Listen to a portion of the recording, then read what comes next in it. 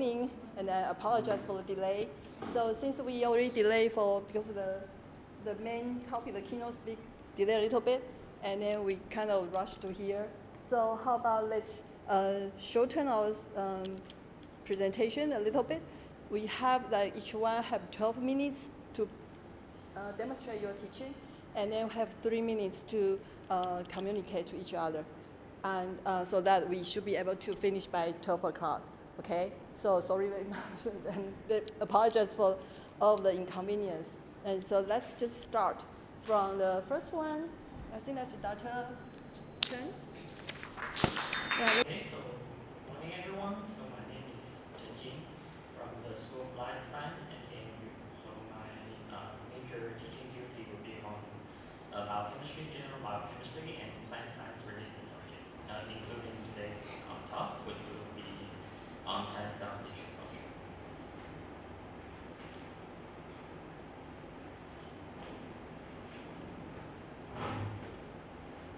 Okay, so traditionally this course is taught only in a lecture-based form, so I found it less engaging, so the students may not have hands-on practice to actually work on the plant cell. So I introduced a part that is more experimental. They actually have a chance to actually practice plant cell tissue culture, which is kind of important in the Taiwanese community actually. So I hope you recognize this picture. It's poppy. Actually, it's one of the most exported ornamental flower in Taiwan. It's actually getting lots of profit for the Taiwan economy. And the preparation of these plants is actually based on plant cell tissue culture. We don't really germinate orchid seeds and grow it all the way because it's super small and it's less. It takes a long time, so the efficiency for generating plant is very small. And one other major concern is that if you germinate orchid seed, and during the growth of this plant, it will be very prone to viral infection, and you can't really export orchid which is infected by a virus. But using plant cell tissue culture, as you will see, we use very clean environment to grow these plants, and they will be virus-free and good for export. So economically, plant cell tissue culture is actually very important, especially for the Taiwan community. So our target audience mainly based on the actually we are open for everyone, but then most likely the more senior undergraduate students and RPGs take the course. And their English level is mainly mostly on A1, A2 levels. They can understand basic terms and communicate briefly in English, but for extended speaking, it can be challenging. And for the course goal, there are mainly two.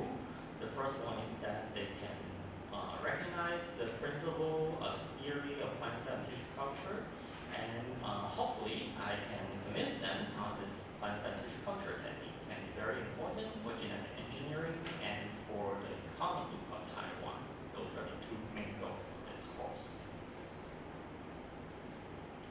And for this particular demonstration, I focus on a early chapter 3 of the course, which is the aseptic germination of seeds, which is relatively simple and straightforward for you guys to appreciate and understand what you're working on. So there, the most important part will be to define some general terms for the students and for you guys. So as a quick example, aseptic may not be very straightforward for you to understand. Okay, so the terms stand for clean, free from contamination. As one of the major challenges for this course is that the material needs to be microbe-free. No bacteria, no fungus, otherwise the plant won't grow, and plant to grow cannot be cell over seeds. So aseptic is a very important concept for this course. And the learning objective of the overall course is to understand this terminology in terms, for example, aseptic, and the theory on how to work on these clean plant materials. And they have a chance to practice. And for this section, I will focus on one of the most commonly used plant material process, which is relatively simple to understand. And we are going to compare a little bit more about the wild type and mutant phenotype, such that we can introduce an additional concept to the students that the gene of the plants can be manipulated, okay, and they will perform very different.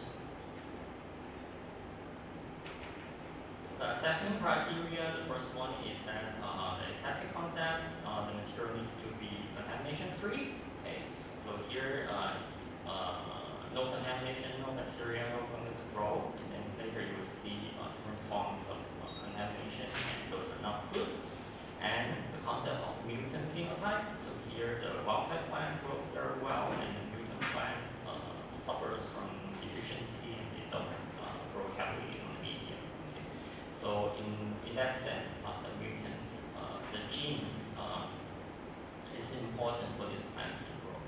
So those sometimes students mix up with the samples and they create funny results. So those two parameters will be assessed based on the performance of their experimental research. Here I will use two short YouTube videos to let you have a general idea how it works, just to simulate the laboratory teaching environment. So normally in the lab, we will have TA to demonstrate the process, to show the students how it works.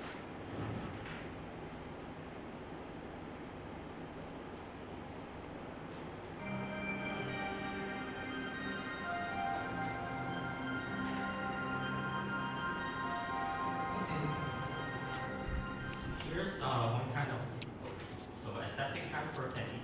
When you The purpose of this video is to demonstrate proper techniques for making aseptic transfer of plant material.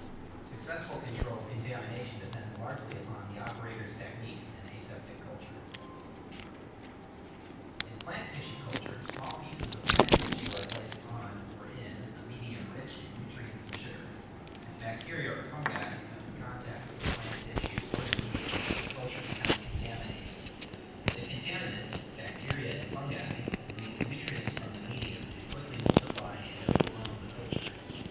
Pathogenic contaminants will also destroy the plant tissue.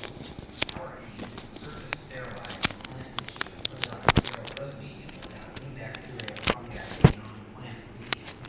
This is not easy because bacteria and fungal spores are in the air, on us, in us, and under us. When you see sunlight shining in a window from certain angles, you see dust particles in the air. There are hundreds of bacteria attached to each dust particle. A horizontal laminar flow unit. So that's the equipment we need to use, a laminar flow unit. Room air is open at the top and bottom. So it keeps everything inside clean. Particulate air, or HEPA, filter with a uniform velocity of 90 feet per minute across the work surface. The air is filtered by the HEPA filter, so nothing larger than 0.2 micrometers can pass through. So the airs are filtered such that it's Flow of clean. air from the unit prevents fungal spores or bacteria from entering. All items going inside the unit should be sterile or sprayed with alcohol. If you cannot afford a laminar flow hood, a transfer cabinet can easily So that's a easy version if the facility is not available. But we do have a few sets in our teaching lab. So that describes the overall environment for the experiments to be done. And then I'll quickly show you how to work with a plant materials by this video. Okay.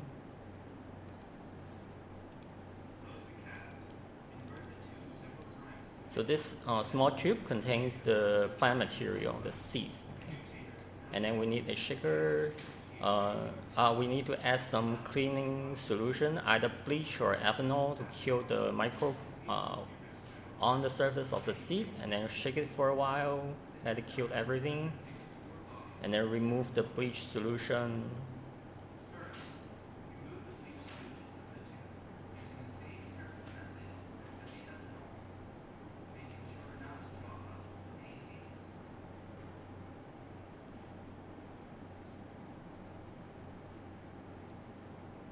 And then wash the residuals bleach or ethanol solution with water, autoclave the water, clean water.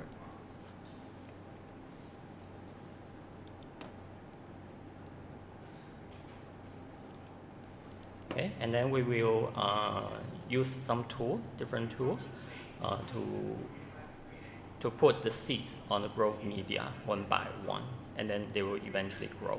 Okay, so these two short clips just to guide you through the simple procedure of handling plant seed material.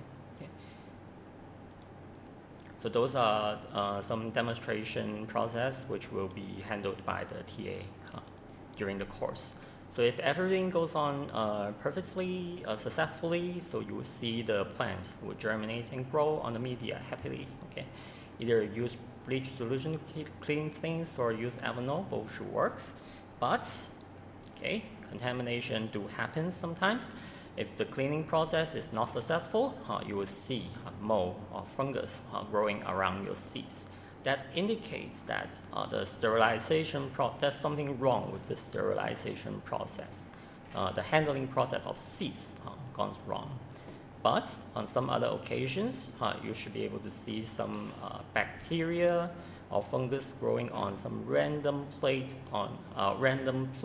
on the plate, which indicate that the preparation of this plate have contamination. Okay, so there are different patterns of the contamination, and that indicate that different process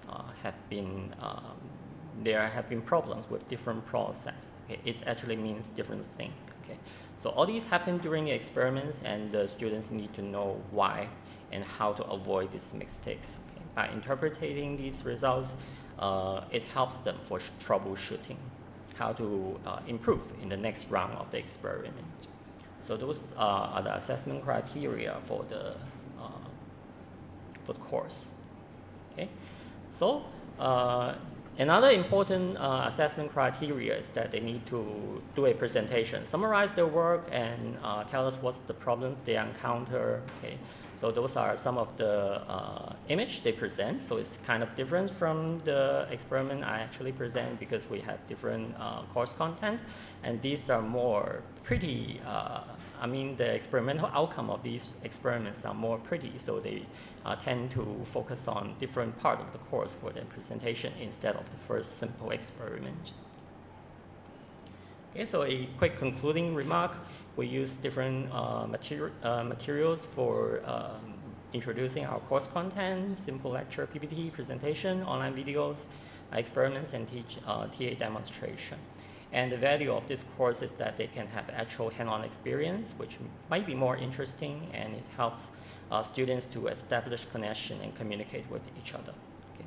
And all these experiments are up to international standards. If they pursue graduate studies, these are techniques they are actually going to use in their research.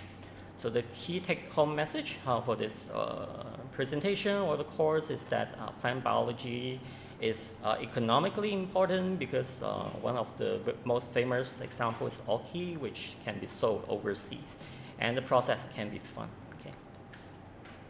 So thank you for your attention, and if you have, if there are anything clear, you're welcome to raise any question. Thank you.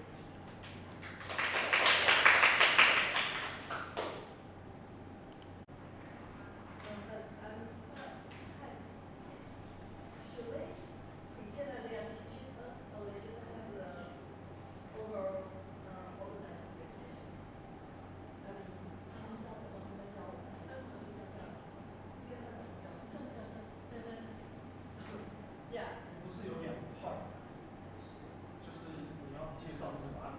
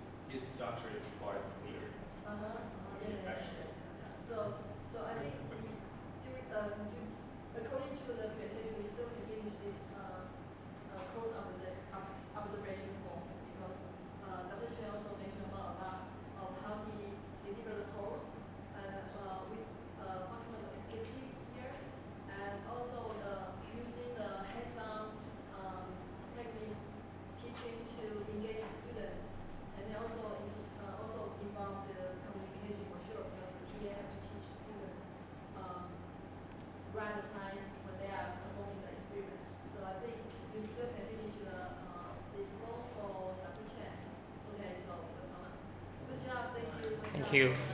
Yes. So, may I ask, can you provide more information about how do you arrange their homework? Homework. During your handout? Okay, so I mentioned about 2 assessment criteria. So those are actually all the assessment criteria for this course. Okay, they have to do the experiment right to show the expected result, and they have to do a presentation to summarize their what they learn, what's the problems they encounter, and their reflection for this particular experiment. And that's all I require for them. There's no homework for this course. Yes. For this particular course, there are no homework.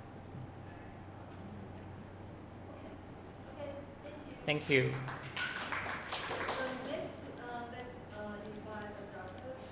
Good morning, everyone. My name is Yuan-Peng. Just call me YP. I'm from National Central University. I actually just take a very secretive peek at everyone's background, and I was horrified that I was surrounded by NTNU mafia here. I was the outsider. I'm an outsider here. So,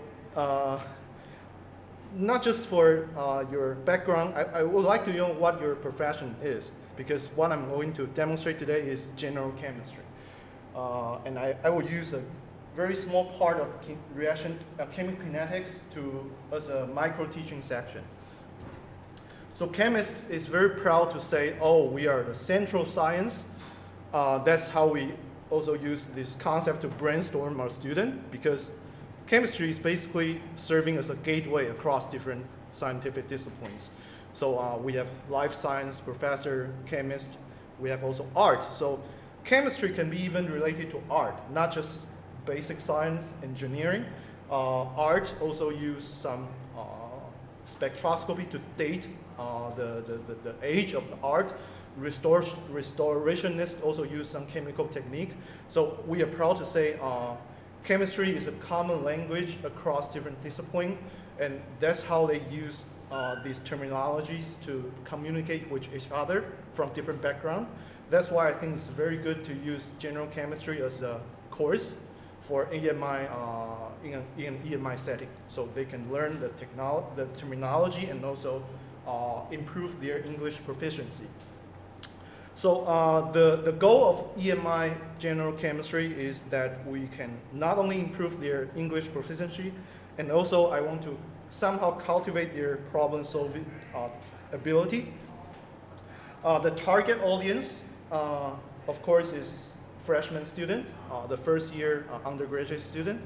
I hope the objective of the course, the first one is English proficiency, the concept and the meaning of the important chemistry terms, and also problem solving ability. So that's how I will, what I'm going to structure my lesson point, the lesson.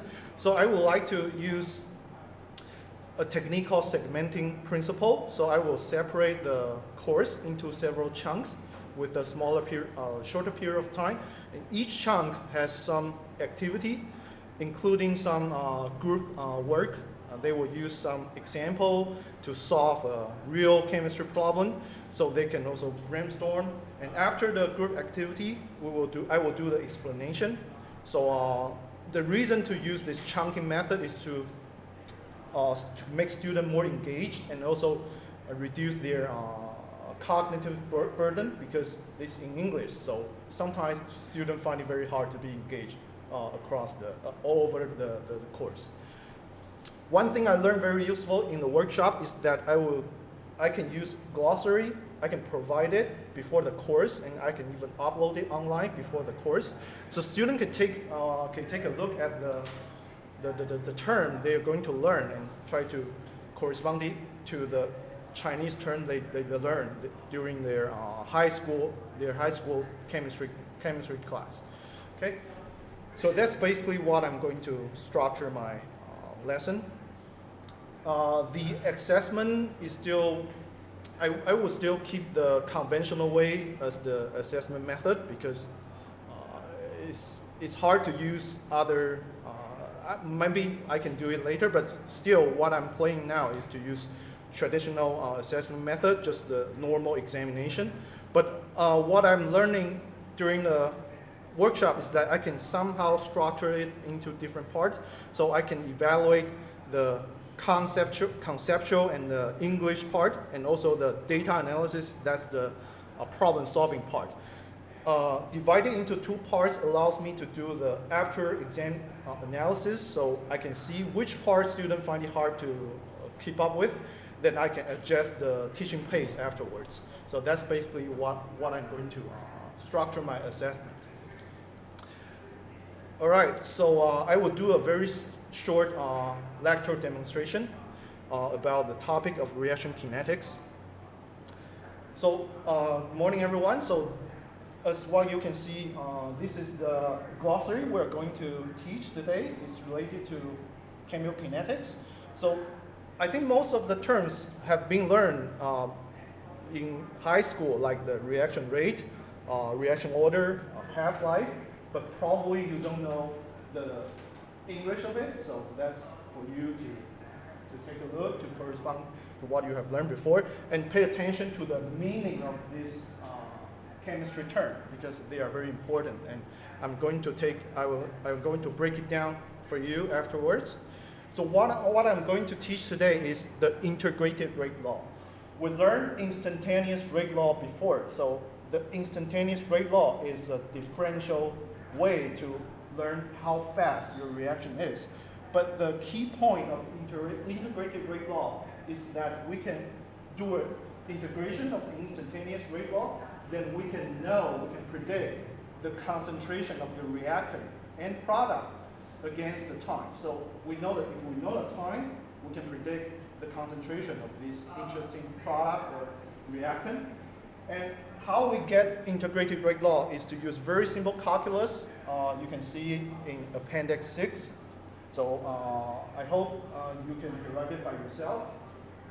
So that's what we get for first order reaction, and that's the integrated rate law for this kind of reaction. And the key point of first order rate law is that if you draw the concentration, the logarithmic concentration of reactant versus time, you get a straight line. And that's the very important, very important characteristic of a first order reaction. Another thing we're going to introduce today is half-life. I think you also know half-life when you learn chemistry in high school. It describes a reaction that reach when you have a reactant like 100 mole. That's the time when your reactant is consumed to 50 mole. So half of your reactant is consumed. It also happens in your real life. For example, if you take medication, if you check some pharmacokinetics data, you will see the half-life of your medication. So it means how fast the medication, the medicine is consumed to half of the amount when you took it in your stomach or in your body. So that's a very common phenomenon and also happens in real life. So based on this definition, we can plug it into the integrated rate law for the first order reaction. Usually like the medicine, they are considered as first order reaction. And if we plug it into the integrated rate law, you will see a very interesting outcome. You will see the half-life is only related to its rate constant. Okay, so it's not related to its original concentration. That's very important. So the half-life of first order reaction is fixed. All right? So this is what we just covered, integrated rate law, and we see a very special case, half-life. So now we have an example for you to work on. So I hope all of you guys have your teammate, so now we can do some work. Here you can see the data of N205 reaction, so it's a composition reaction. This is the concentration over time. So just take your laptop and plot it. Remember to take the natural log to see if if it's a straight line or not, and to predict if it's first order or not. Okay, so I give you guys 5 minutes to work on, and we will discuss afterwards. Okay, so this is just a group activity section. So after they finish the task, I will tell them to do another brainstorming, actually for you guys as well. Now you don't have any laptop. So can you determine whether this is first order, zero order, or second order without using laptop by just visually see the trend of the data? This is related to what I just taught before. Can you take a guess? This is first order or second order or zero order? First order, because the half-life, okay, so this is gonna be the solution. So this is the half-life method. If we observe the trend of the concentration, you will notice that after 100 seconds, the reactant is half. Another 100 seconds, the reactant is half again. So you will notice that the half time is fixed. This corresponds to what I just taught you before. The half-life of the first order reaction is basically related to only its rate constant. So it's unrelated to its original concentration. That's why we can just determine the order of this reaction without using any laptop, without plotting the data. But you are also welcome to plot the data using the concentration, take a log turn of the concentration and plot it with time. You notice that it's a straight line. Then you can determine that it's a first order reaction.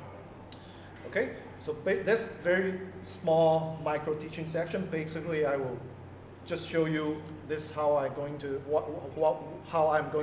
structure my course. I will teach several concepts, then use some example for them to work on to get the idea immediately, and do some brainstorming, discussion, then I will do final explanation.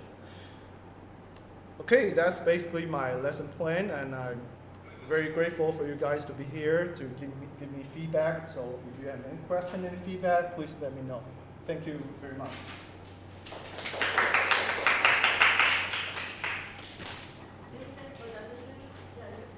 Yeah, first question.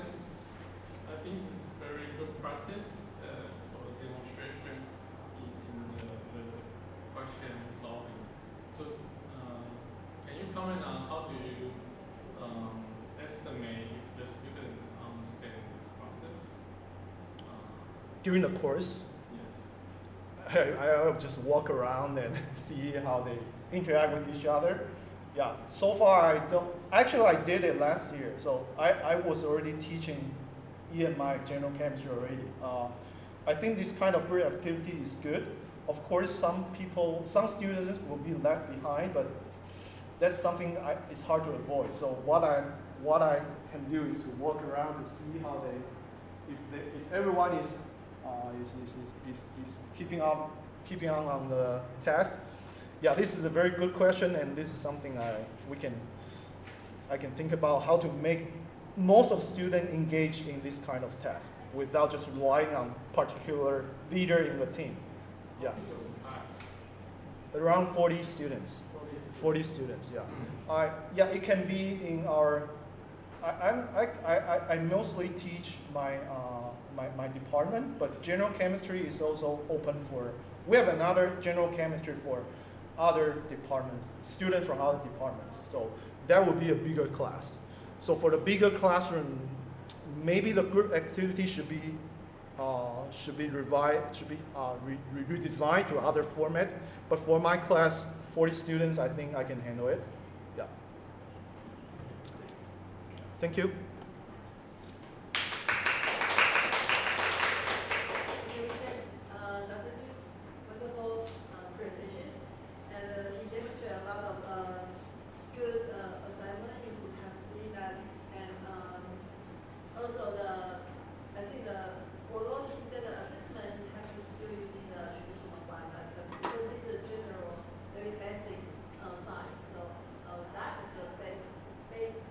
Way the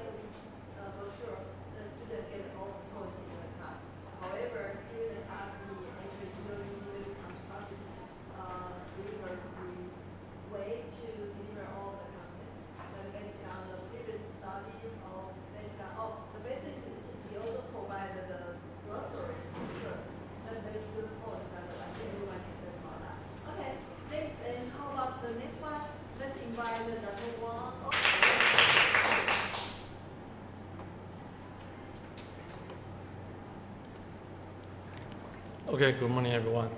So today I'm going to share one of the EMI course I'm preparing for next semester for EMI teaching.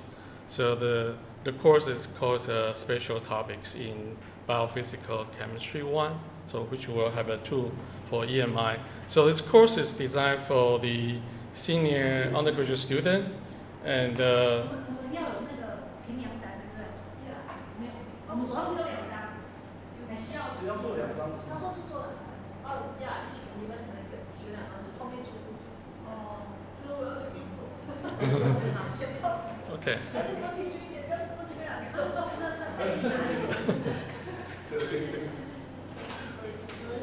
You will have to play once, yeah.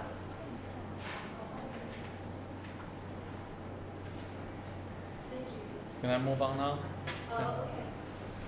So this course is designed for the junior and senior undergraduate student and the master student, and is welcome to the Taiwan University ally student to join our department to have this course. So this course is describe the protein metabolism, which is based on the modification in the nature and the layer logic, then move to the therapeutic application. So the student basically is required to have the general chemistry background, and so we will suggest that the organic chemistry and biological chemistry background is also helpful, but it's not necessary for this course. So today I'm going to demonstrate the course, which is the meeting number 11 of the 16 in total meeting. So this course was designed is very classical, have a midterm and the final exam. In addition to that, we will have the GAN for the whole semester. That they will generate several groups that has a small company to develop their own protein drug. That in the final of the meeting, that we will have everybody as the ferry agent to do the investment. The best group will have the extra point for in their final score. So during the GAN, then we will have a short discussion and homework assignment for the whole semester. And in addition to that, we also will have the keyword spreadsheet for each meeting, which is the course. So there will be adapt from the general chemistry, then to the protein chemistry and protein modification that I will demonstrate today about insulin drug development. Okay, since we are the Department of Chemistry, so our course is based on the chemistry-driven principle. So I will tell the whole landscape of this course is based on the logic of the protein that has been translated from the DNA blueprint to the protein. Then have a lot of enzyme will do the writing, erasing, and the reading to this modification, and how is for several cases how it works. So in addition to those, today I'm going to share with you that, which is a very important peptide hormone. It also have an intense post-translation modification, which is being digested by the protease, then have a 3-disulfide bond binding as shown here. And the one I list here have several aromatic chemical moiety on the aromatic population, and also have the lysine. Then we will introduce you that the most reactive residue will be the cysteine and lysine for the protein modification, which is represented in the terminal of the B chain. So this is after the processing of the human body that have A chain and B chain. So the linking C chain is actually deleted by the protease. And why is this small peptides are important because it's really the burden to the human society so far.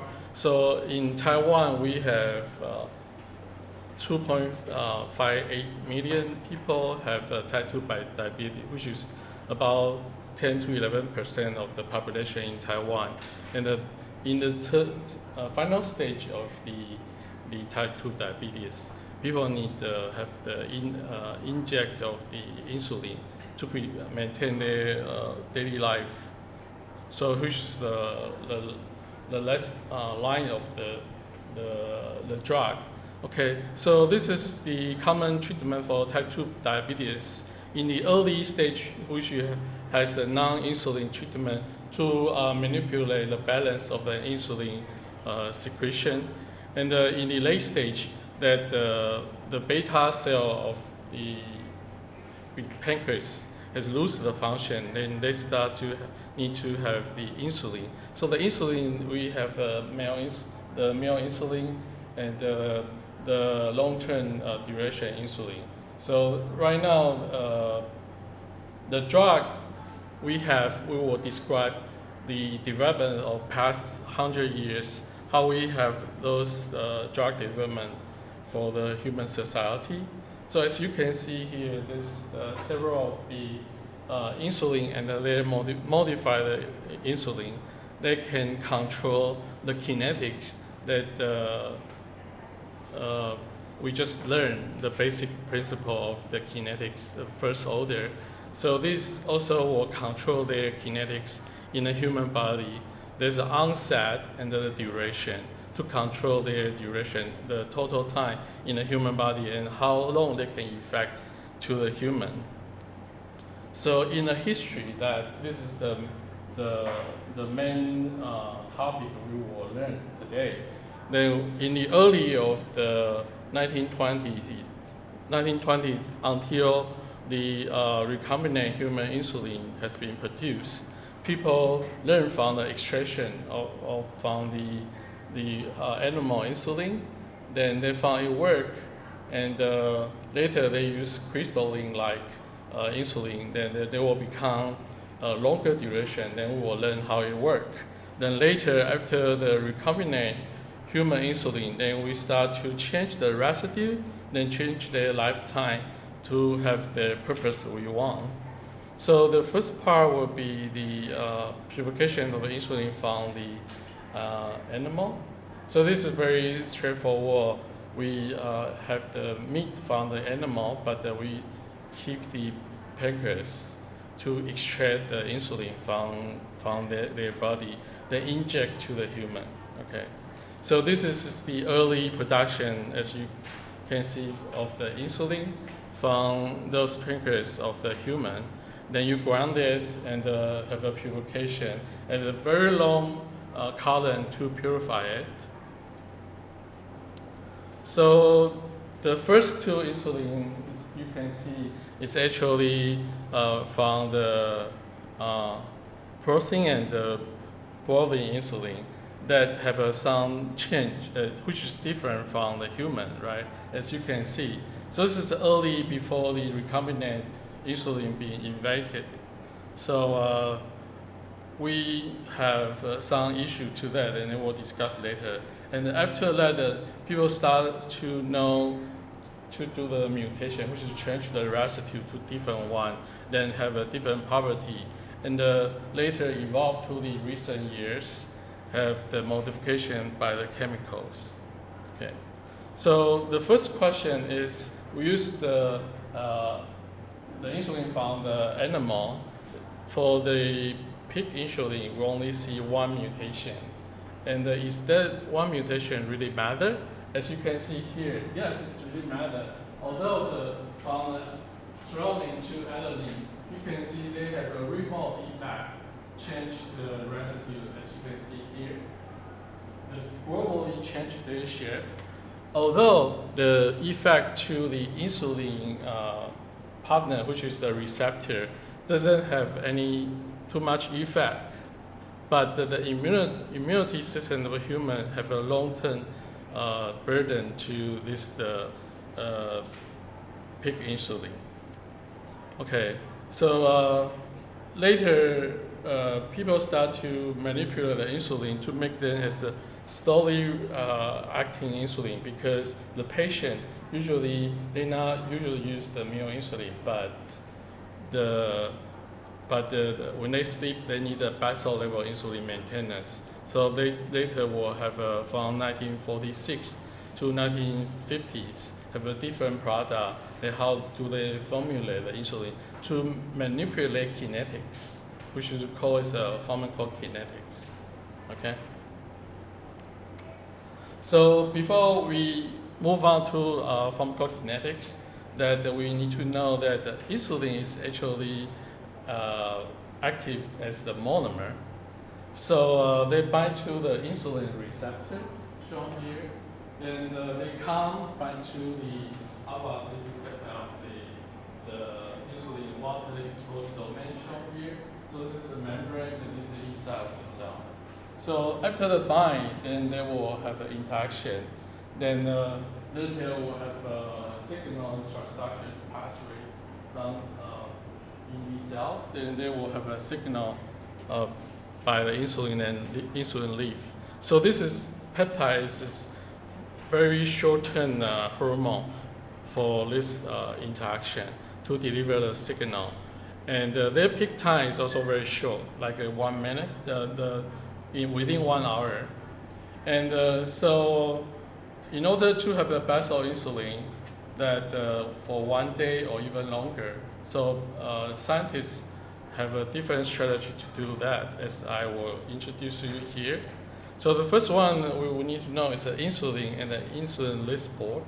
The insulin list port has a 1 to 2 mutation of the insulin. So they work on the first kinetic onset from the crystal form as a formulation of the chemical and the zinc iron to maintain their hexamer in different turn of the hexamer before they go to the monomer, which will become monomer dimer go to the blood vessel, then have the interaction with the receptor. So this is the first kinetic event. If you prolong it, it will be called a slow onset. If you go to the blood level, it will be duration that we mentioned about the kinetics. Okay, so this is another mutation that changed the residue of the insulin derivative, that they have the pH-induced precipitation, which they will be dissolved after the pH change to the human body and become monomer. And this kinetics will be different from the wild type insulin. Then later, there's have a chemical modification called insulin detamers. So this is very interesting things that they have something to do with the duration. That this chemical modified insulin is actually bind to the very enriched the albumin protein in the human blood vessel. So they will be slowly released in the duration, not only the onset. So this is a concept the scientists designed the insulin drug. And the insulin degrade is also have a different onset. So they will have a much relatively longer onset time, and have also longer duration time in the blood vessel. So in these two terms, we know the first onset kinetics, how do we manipulate and manage it. And the later albumin bindings actually accident. People use the fast screening to do that, then to understand this is actually bind to the albumin. Okay, so as you can see here, they have different kinetics on the onset and the duration. So the course to here is try to, of course this is 3 hours course. Then finally we will have the question for the homework assignment to the student that if you are the scientist, you want to make the weekly insulin or the monthly insulin, what is your idea of that? Okay, then we will have a group discussion, and before they leave from the class. Okay, and this is another suggestion to the insulin that the people develop the insulin pump to monitor the insulin, the glucose concentration of the human body, then provide the meal insulin or the longer duration time insulin. So this is another logic we can think about. Finally, I will close my presentation with the trend of the insulin drug development. So right now we are on the long-acting insulin that in the next stage will be very long-acting insulin analog and the glucose-sensitive insulin. This glucose response insulin, they will release simultaneously by itself. And the oral insulin and the beta cell replacement, which is the next generation of the insulin drug development. Okay, and thank you. This is my presentation. I'm grateful that you guys will listen to my presentation here. Thank you.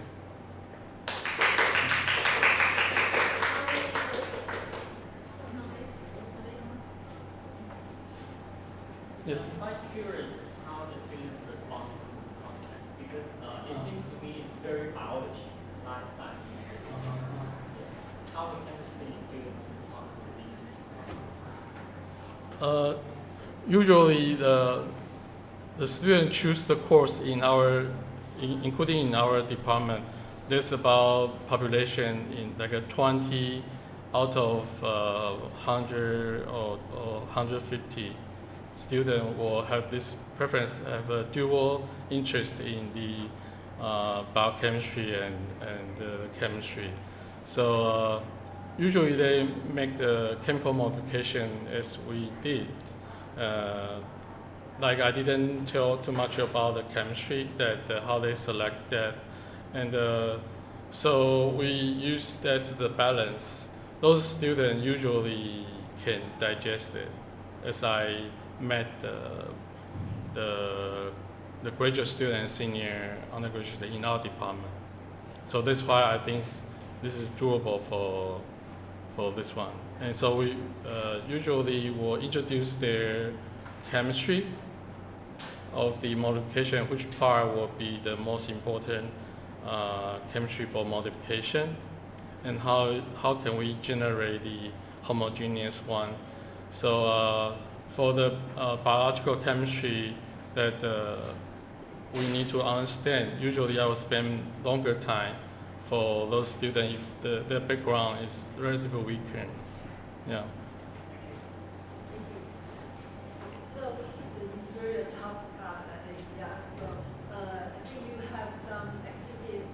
Yes. To measure So actually, my follow up well.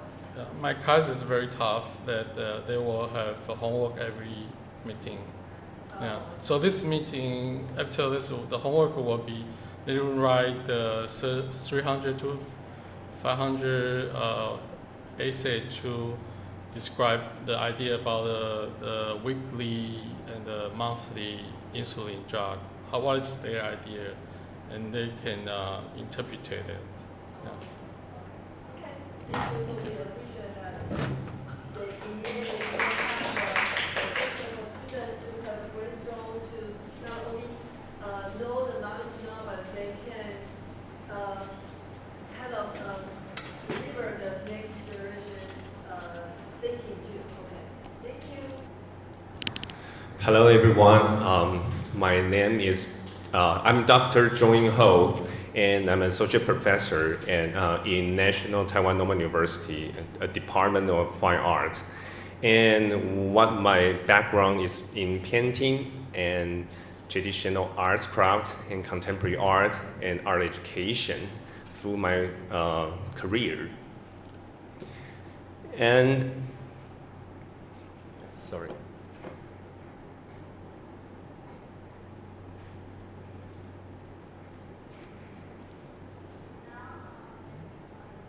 Hello.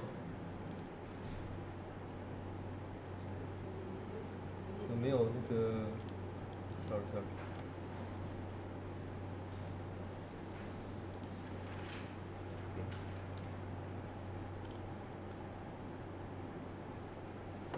他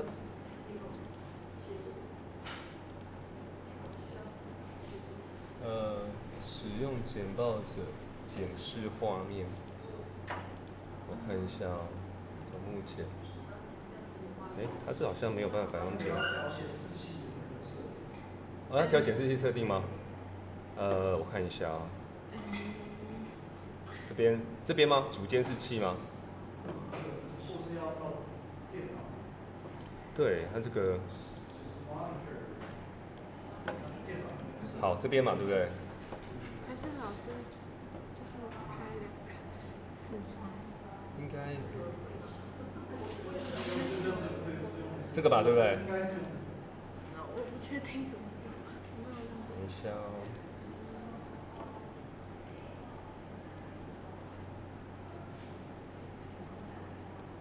显示器。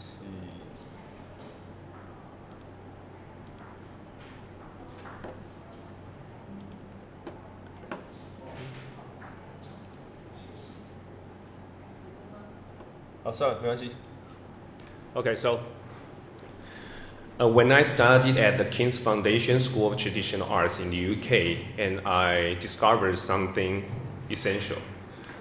Tradition and innovation are not opposite. They can exist in a constant dialogue. So this idea led me to think in a more interdisciplinary way that bridging art, crafts, and education itself. So that's why I'm very interested in EMI teaching today. So I'm very happy to share with you my EMI classes, which is practice-based classes. It's different than theoretical course. Means I invite students to do practically, and practice-based class that students can learn by doing, making, and reflecting, and communicating through the class. So I'll briefly walk you through my course. So first, I'm going to talk about my students and what their needs and what they do, their learning needs. And second, I'm talking about design, structure, and practice of this EMI course. And after that, I'm going to talk about my assessment approach. And I'm going to wrap up a few reflections, finally, about my EMI teaching experiences. So first, I would like to talk about my students and their learning needs. My students are undergraduate and major students, and most of them have intermediate English level. But they can follow the instruction quite well. However, they are afraid to speak. They are not good at speaking, actually. So I want to emphasize that this course, the English of this course, is not the most important thing. Actually, it won't affect their grades at all. And I even joke that there's only one whose grade will be affected by EMI teaching. Who? Actually, is me, right? So I encourage them to learn EMI course, and I tell them what really matters is their watercolor practice and artistic growth. That's the most important thing in my class. So at the beginning, they feel nervous and afraid of making mistakes at speaking English. But once they realize English is just another medium, just like watercolor, they start to relax and enjoy the process. So I'm going to talk about my learning objectives. In 4 parts, I divided it into 4 parts. The first is understanding the historical and material context of watercolor. And second is applying watercolor painting techniques with confidence and creativity. And third is developing watercolor project that connects personal and social themes. And finally, articulating their ideas and watercolor confidently in English.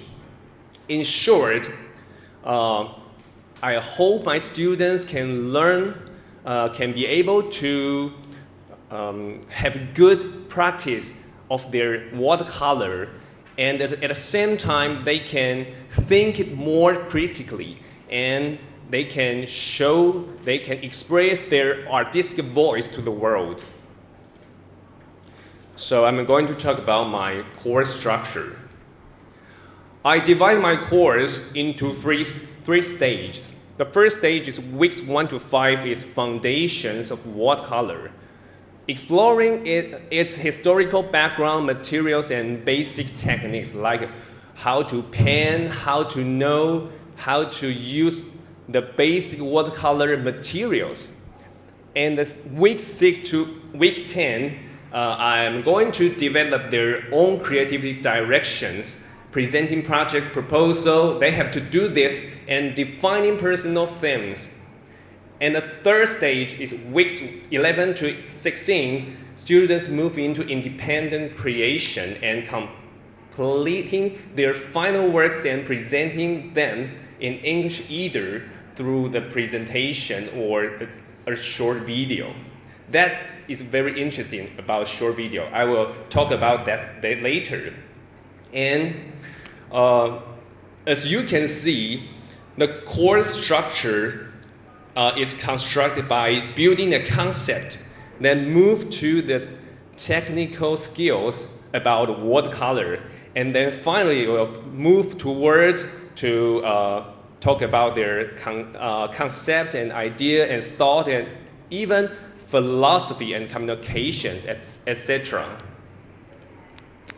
So I have to emphasize that this course is practice-based course. That means learning by doing. So practice-based course is where a platform that students can learn by making, reflecting, and communicating. And I always encourage them to engage both the hands and the minds because they have to do, they have to practice, they have to engage. And they have to think through making and to speak through practice in English. So live demonstration and language integration is the most important thing. They play an important role in my class. So about demonstration, by hearing the words and seeing the action at the same time, students naturally connect language with movement, like, for example, like hold your brush at 45 degrees and then press down smoothly and move toward the right hand and gradually release, something like that. I will introduce what action I'm doing. And the other part is language integration. Through the integration of the painting practice, students will show their artwork and talk about their artwork and to have a discussion. And students learn to observe, describe, and express, building both artistic sensitivity and English fluency through the real expression. And this is the course situation, and I demonstrate and I get into integration. I will talk about and discuss with students about their artwork.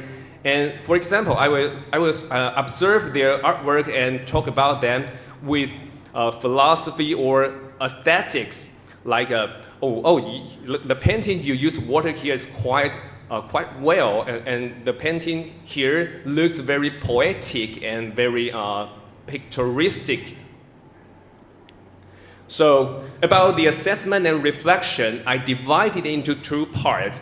The first part is process. The second part is outcome. The process includes participation and reflections. So I observe students' reflections and I know what situation they have. And about outcome, I emphasize they have to do artwork creativity with creativity, as well as the technique and aesthetic quality of their artworks. So, furthermore, I talk about the outcome. I divide outcome into three evaluations. They are weekly practice, they have to do small pieces of watercolors. They to practice that, and they have to do midterm proposal, and they have to do final presentation or video. So you can see the students' short video is very fun actually, and they always do interesting video, and I watch it, and I think that is very interesting and funny video. So here you can see my students, their midterm proposal. Have a look.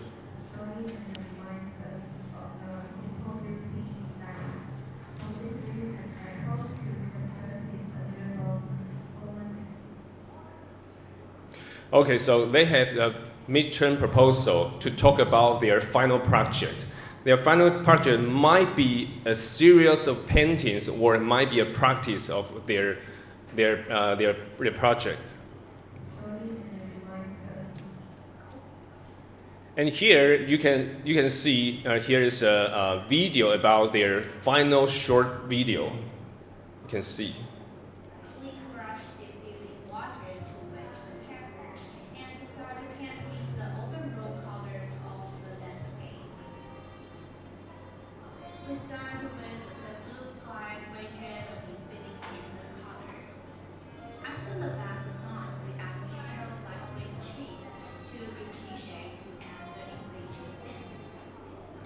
Well, I have to highlight that using a short video. This is a clip of the students' video, just a clip. They have to do a 5 minutes or 7 minutes a video. So I think this is a very useful way for students, because students say they making video can reduce their stress of speaking, and they can learn English structurally, and they can learn English more confident. So this is a good way for practice EMI watercolor course. So this is my teaching resources. You can see AI slides, documentary, and online artist interviews, etc., just like others. And my future direction. Sorry, I'm tired, but just give him two minutes, okay? Okay, please give me two more minutes. So that's my future directions. The first is give more time for class, discussion, and critics. And the second is keep improving my English as well. Keep improving my English proficiency together with my students. Okay, so here's my oil painting. And I would like to use this oil painting to share my idea to lead to the EMI teaching conclusion. So I think EMI, again, EMI class is quite tough actually for me. It's very tough. However, I think the joy and the art begins here. Maybe just like you torture yourself, and then you can get your meaning of life, you know. So I think just like my painting, the myth of Sisyphus, you know the myth, okay? So to sum up, here's my conclusion. First is challenge and growth. EMI is tough for both teachers and students, but it helps us to grow together. And the second is balance and progress. Bilingual, for me, I think that is very important to announce.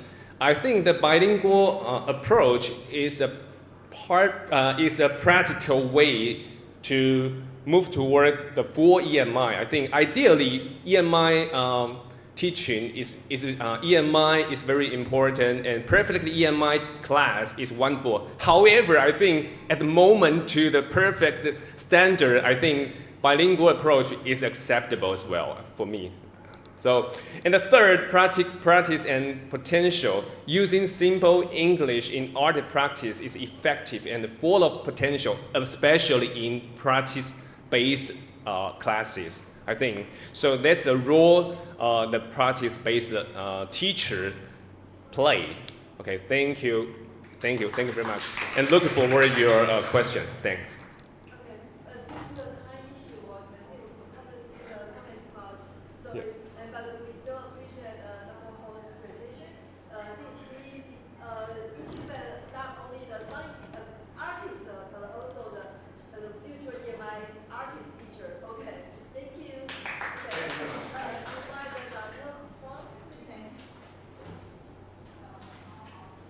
Okay.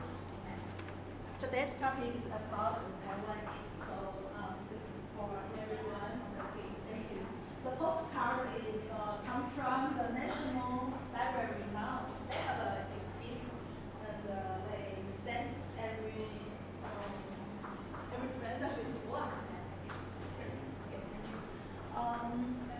Hello everyone, my name is Yu-Chen Huang Yu-Chen. I teach in National Chung-Ying Hou and the 艺术研究所 Graduate Institute of Arts and Arts Studies.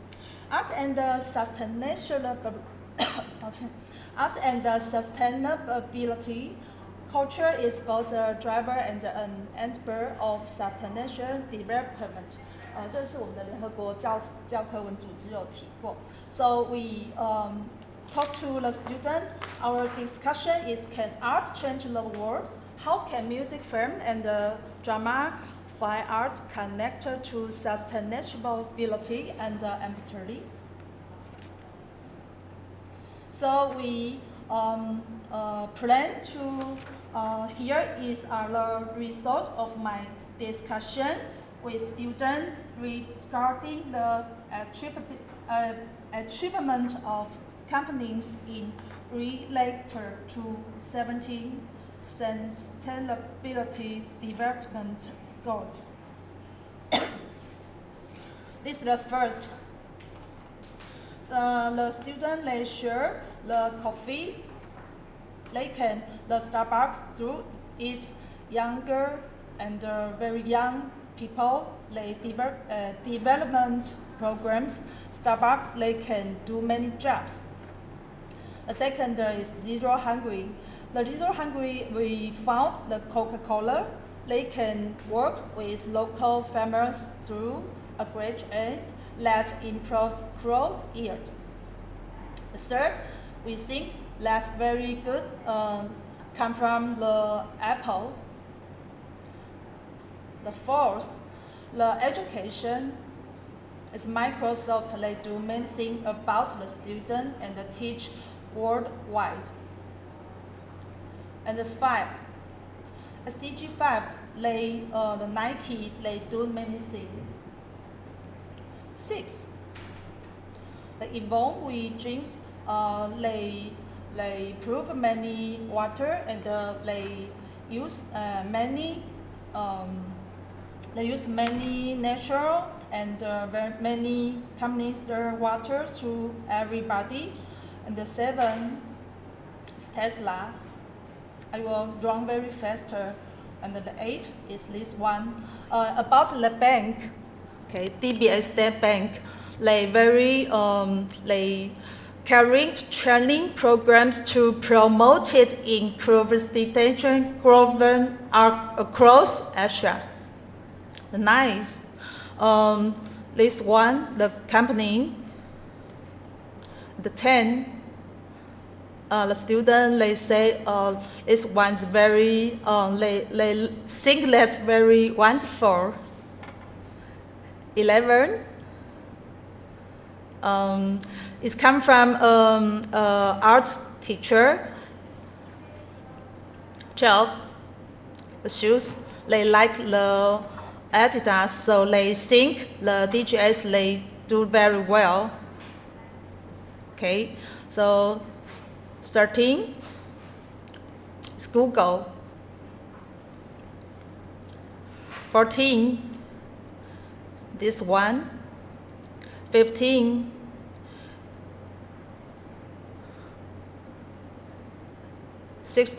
the Lego.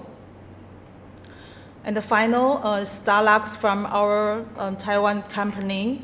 So the 5 key SDGs in art, we found the 5 SDG 4 and the 10 and the 13 and the 16 and the 17 is about arts and the music. This Western clavichord to Taiwan indigenous music, we think that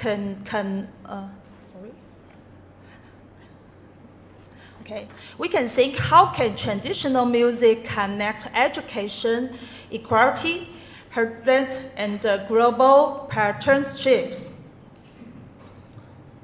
Okay, so we think we can think about the beat glass and the clavichord structure and the history of the piano. It's the history, so you can see that in many Western music, the textbook.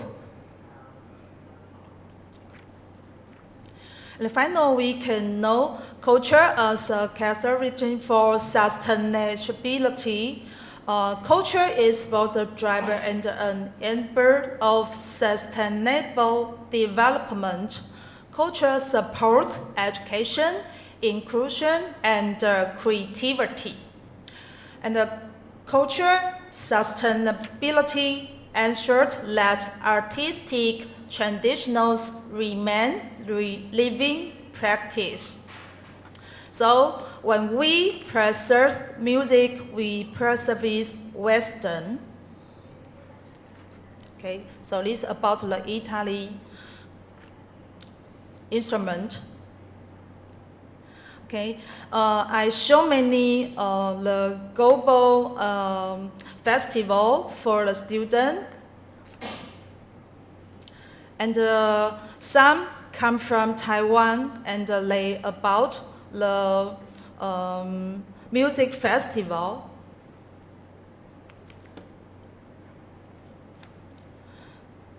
So we can see Taiwan music they go to and they show and they hold many festivals around the world, especially in Tokyo this year, and this year Taipei and Los Angeles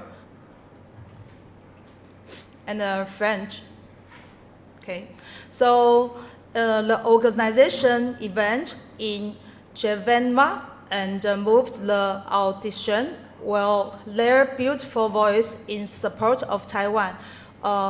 We think many people that connect Taiwan is come from the culture and come from the voice.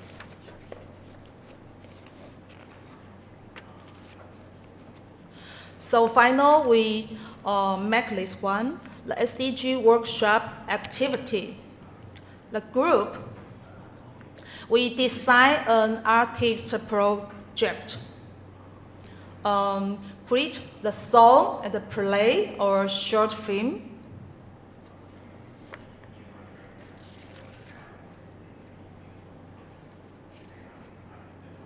So the EMI speaking support. Our project address the SDG 10. Let's think about the questions. And the reflection writing layer.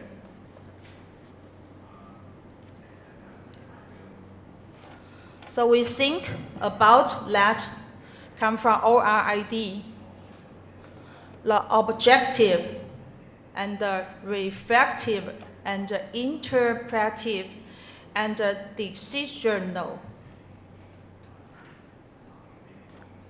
So final, we have a case. I can show to everyone.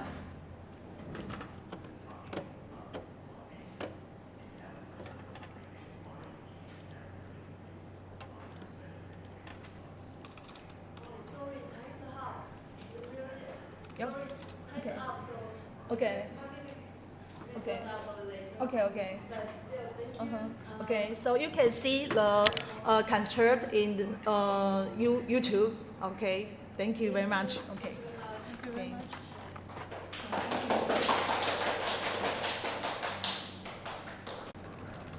Okay, good morning everyone. This course is a general course for undergraduate students. And the course is about insights from the soundtracks of sci-fi films, classic readings on SDS things. And it's the first lecture of the whole semester. And in today's topic is about songs and their functions in films. So the students' demographic is about that they are from maybe 19 to 21 years old and with an even distribution of male and female students. And most of their Sci-Fi proficiency level range from B2 to B1 to B2. And the subject-specific language skills that in this course, it will be song, dialogue, dubbing, narration, source music, sound score, background music, frame, shot analysis, and something like that. But not all is included in today's course. So I will ask them to, in this course, the student will be required to take an online test so that the instructor can adjust the language level used in teaching. In today's class, you will see lots of small examinations, so I hope that this can help me to trace the students' learning abilities, so I can adjust my teaching to know to what extent they have already understand. So this is today's, I'm from National Tsinghua University, and this is a course for general education. Okay, so this is today's topic, songs and their functions in films. Okay, today's aim is that I will introduce several concepts and terms on film music analysis, especially related to songs. I will play several sequences excerpted from some sci-fi films and request students to do quizzes for several times. Hopefully that students can recognize the song's functions within every clip. If you answer a question correctly, you will get 1 point. So if you want to actively to participate in this class, you can use your smartphone and to scan the QR code I present, okay? So you can get a result, okay? So first of all, I will introduce several terms, first of all. So the first is the lyrics, 歌词, melody, 旋律. Background music, it means that in the story itself, the characters cannot hear this kind of music. It is be added in the film during the post-production process, okay? So it is not part of the story itself, okay? So the voiceover is a narration, use a person's voice to speak, to explain, and to communicate with the audiences, to introduce the content, to explain the story, or to express the character's feelings. Or it might be also occurred from if the character was shown on screen, but it's the one's lips hasn't moved. But you can hear the voice, okay, something like that. And the last important term is the diegetic. It means that in the story. So the diegetic music means that the story, in the story, the character can really hear. So the music might be performed or sung by a character. So, or they are playing a radio, or playing the music. So it is part of the story, okay? We can also call it source music, that you can trace its original source in the screen. Okay, it's also part of the story. And another concept about the non-diegetic music means that the audience can hear, but in the story itself, that it is not part of the story. It is additional added by the soundtrack designer in the post-production process, okay? So I will introduce the original definition of a song. A song is about a musical work that combines lyrics and melody, performed by the human voice and used to express emotions or convey meanings. So, for instance, in the Danny Boy, you will see that the melody is that si do re mi la so mi re do la. Yes, it is the melody that includes lots of pitches, and they have been linked linearly, or is performed linearly. And the lyrics is about the words, right? Oh, Danny Boy, the pipes are calling. But so in a song, we link the two things together. Oh, Danny Boy, the pipes are calling. Okay, so it combines these two units.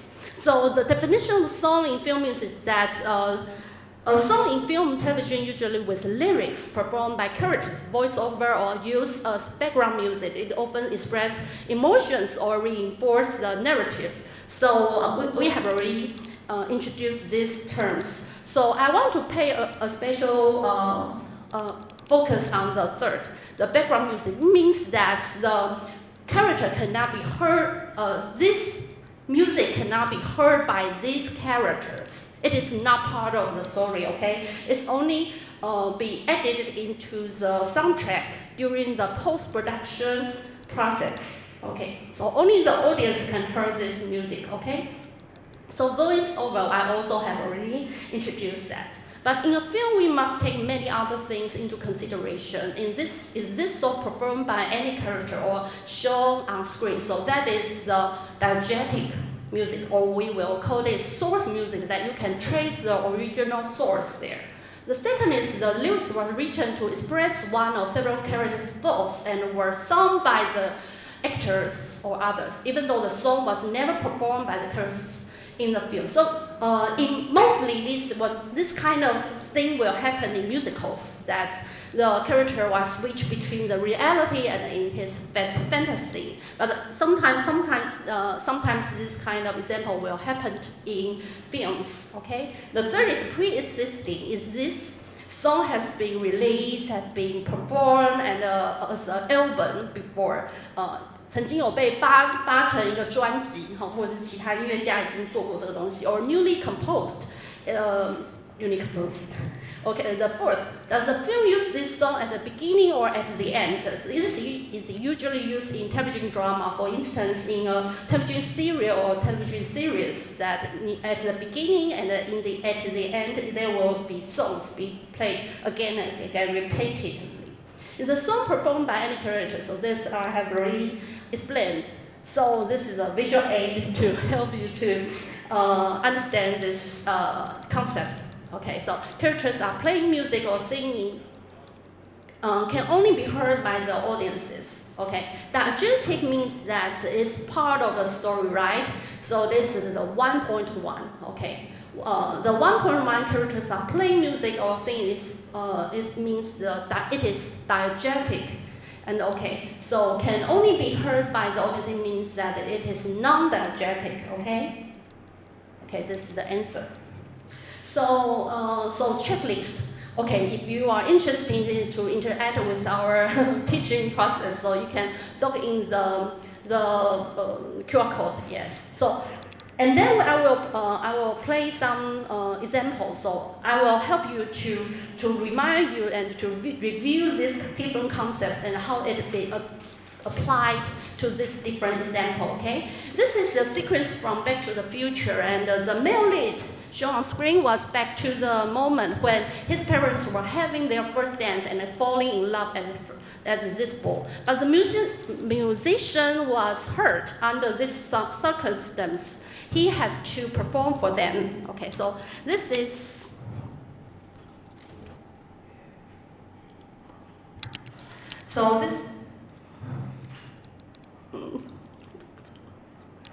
okay. So he has to perform for his parents. So he gets a chance to be born later.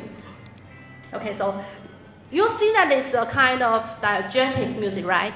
All the characters can see he was performing, right? So this diegetic music, according to our definition, is diegetic. Okay, it is yes, performed by any song. I hope that you have already logged in and do some exercise, but now I just let it quickly show. The second is a lyric written to express one's feeling. No, that is not the case. The third is that pre-existing music. Yes, exactly. And does the music use the song at the beginning or at the end? No, it is none of them. And the second is after being bitten by a special breed spider. This is Spider-Man 2. It is in the sequence that when the song was being played, he decided not to help the police and try to gain the better control of his life.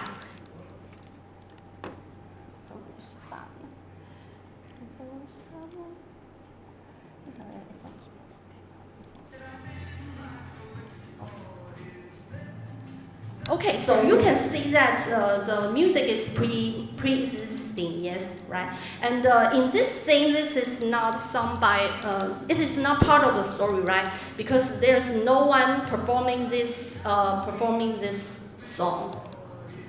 So it's pre-existing and it is non-diegetic. We can call it background music.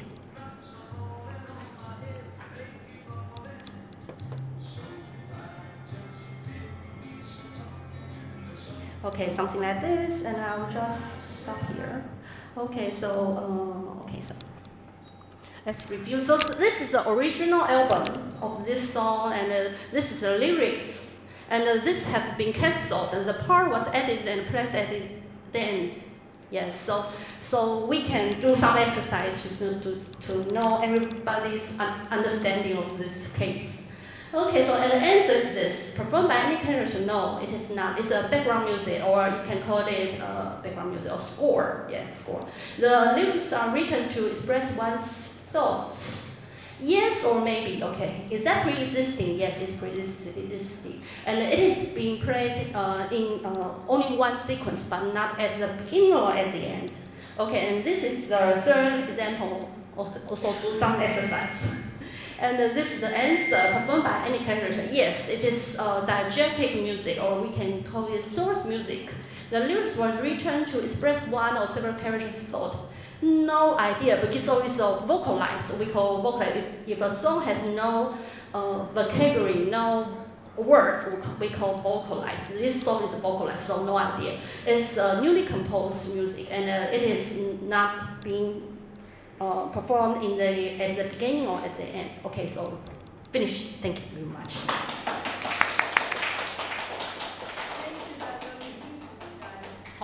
Amazing presentation. Thank you. I think it's a really fun class. Yeah. Like this we learn about the real. So we never know the song has so many knowledge there. Yeah. Okay. And you want to say